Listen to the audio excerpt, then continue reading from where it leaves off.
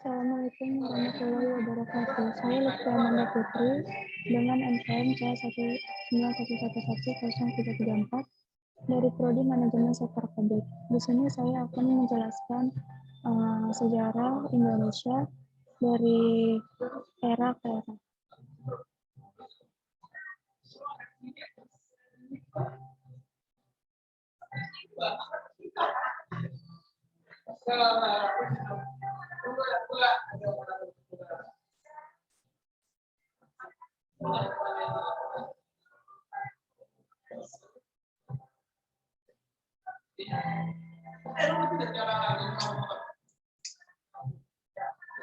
Baik, yang pertama itu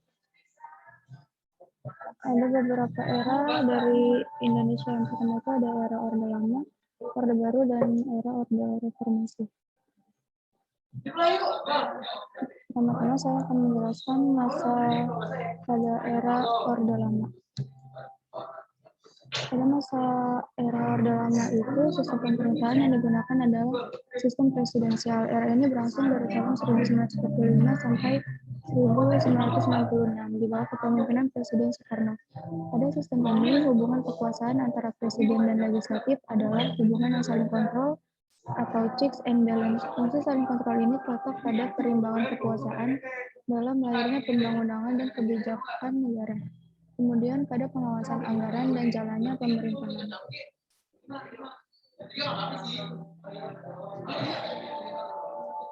Pada masa era Orde Lama itu menjadi perubahan sistem. Pertama itu ada sistem presidensial, parlementer, yang ketiga ada demokrasi liberal, yang keempat ada demokrasi terpimpin. Yang pertama, saya akan menjelaskan pada masa sistem pemerintahan, sistem parlementer. Sistem parlementer yaitu sistem pemerintahan dari presidensial menjadi parlementer terjadi pada tahun 1945 sampai 1950. Pada sistem ini, presiden memiliki fungsi ganda, yakni sebagai badan eksekutif merangkap badan legislatif. Masa itu juga terjadi adanya ketidakstabilan, tapi di sisi lain menggambarkan kedewasaan politik. Yang kedua ada sistem liberal. Pada era Orde Lama juga menjalankan sistem pemerintahan liberal. Ini berlangsung pada tahun 1950 sampai 1959. Pada masa itu politik dan perekonomian menggunakan prinsip liberal. Ini terlihat dari presiden dan wakil presiden tidak dapat diganggu-gugat, kemudian menteri bertanggung jawab atas kebijakan pemerintah. Dan presiden itu berhak membubarkan DPR pada Undang-Undang Dasar Sementara atau sering disebut juga dengan UUDS. Yang ketiga ada perubahan sistem demokrasi terpimpin. Sistem demokrasi terpimpin ini berlangsung pada tahun 1959 sampai 1968. Sistem ini pertama kali diumumkan oleh Presiden Soekarno dalam pembukaan sidang konstitusi 10 November 1956. Pada masa demokrasi terpimpin ini banyak terjadi penyimpangan yang menimbulkan beberapa peristiwa besar di Indonesia. Penyimpangan itu seperti Presiden membubarkan DPR pada hasil pemilu tahun 1955, serta MPRS mengangkat Soekarno sebagai Presiden seumur hidup. Selain itu, adanya peristiwa G30 SPKI dan munculnya 3 tuntutan rakyat atau disebut juga Tritura. Tritura ini berisi pembubaran PKI dan ormas-ormasnya, pembersihan kabinet Dwi Kora dari unsur-unsur PKI, dan penurunan harga barang-barang sembako. Selanjutnya saya akan menjelaskan pemerintahan masa pada Orde Baru. Akhirnya masa pemerintahan Orde Baru muncul setelah dikeluarkannya surat perintah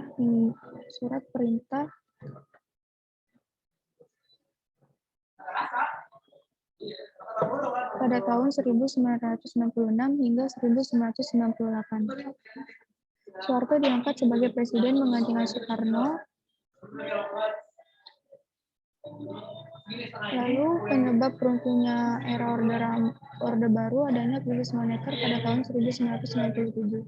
Sejak tahun itu, kondisi ekonomi Indonesia terus memburuk.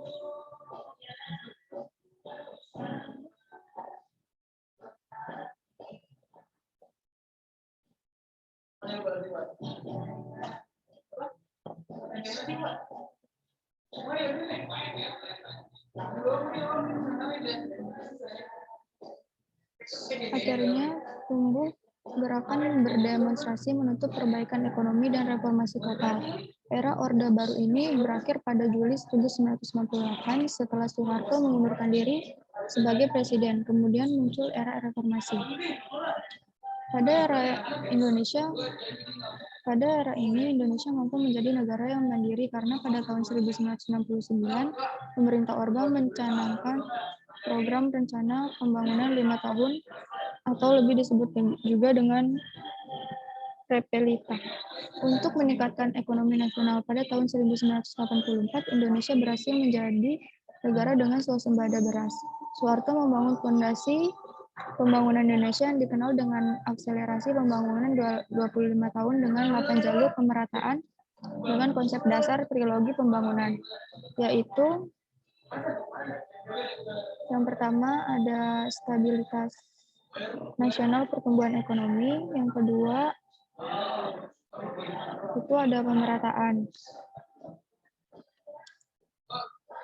Lalu saya di sini akan menjelaskan pemerintahan pada masa reformasi.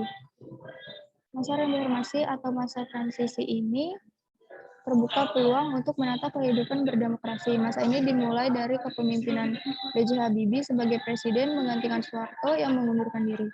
Pada masa ini, Habibie membuat reformasi besar-besaran di sistem pemerintahan. Sistem yang dijalankannya itu lebih terbuka dan demokrasi lebih ditonjolkan. Di masa ini, partai politik independen tidak dipengaruhi kekuasaan birokrat militer. Kemudian adanya pemberdayaan masyarakat sipil lewat penyampaian informasi secara transparan. Bahkan adanya proses pemilihan secara langsung, baik itu presiden dan wakil presiden, kepala daerah, hingga anggota DPR. Pemilihan pertama secara langsung dilakukan pada tahun 2004. Demokrasi pada masa ini telah berkembang dengan kesadaran masyarakat dalam kehidupan perpolitikan nasional.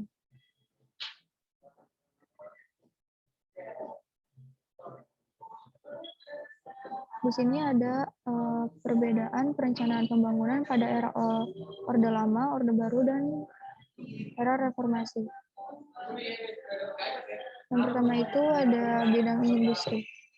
Bidang industri itu belum begitu berkembang pada masa Orde Lama. Mulai berkembang itu pada masa Orde Baru dengan mendorong industri dalam negeri dapat memproduksi barang bermutu sehingga diminati oleh rakyat Indonesia sendiri. Sedangkan pada reformasi, pemerintah lebih menekankan pada banyak industri yang berkembang namun kurang memperhatikan mutu produk. Yang kedua itu ada bidang pendidikan. Pendidikan pada masa Orde Lama menekankan pada penghapusan sistem pendidikan kolonial dan digantikan dengan sistem pendidikan yang sesuai dengan ideologi bangsa dan mengedepankan kesetaraan hak setiap anak untuk mendapatkan pendidikan. Pada masa Orde Baru, banyaknya program pemerintah untuk pendidikan dan beasiswa seperti Gerakan Nasional Orang Tua Asuh, Beasiswa Super Semar, dan pemberantasan buta huruf. Sistem pendidikan pada masa ini menekankan pada indoktrinasi dan kepatuhan penuh.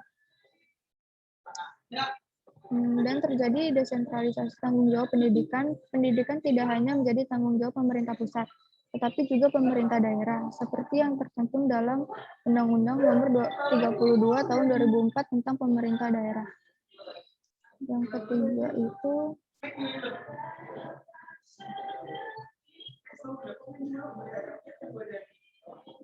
bidang ekonomi yang terjadi pada masa era 1951 sampai 1966.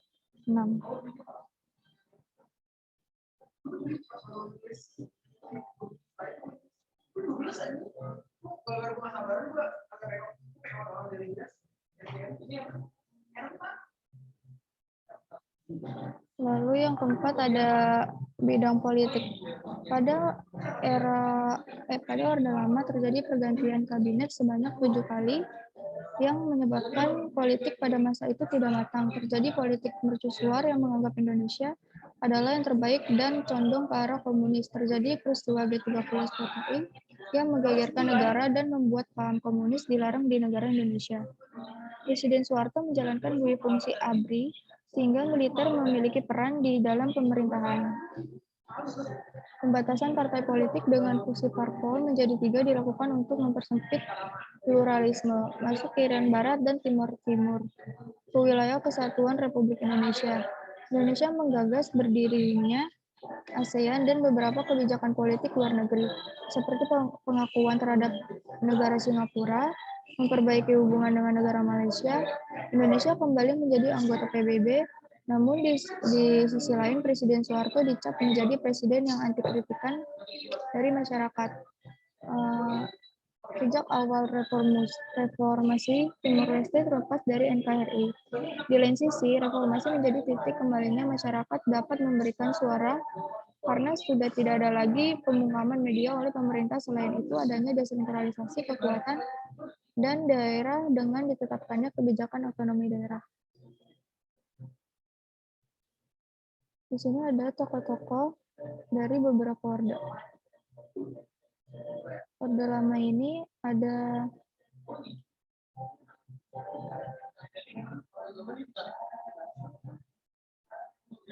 yang baik, bisa kita saksikan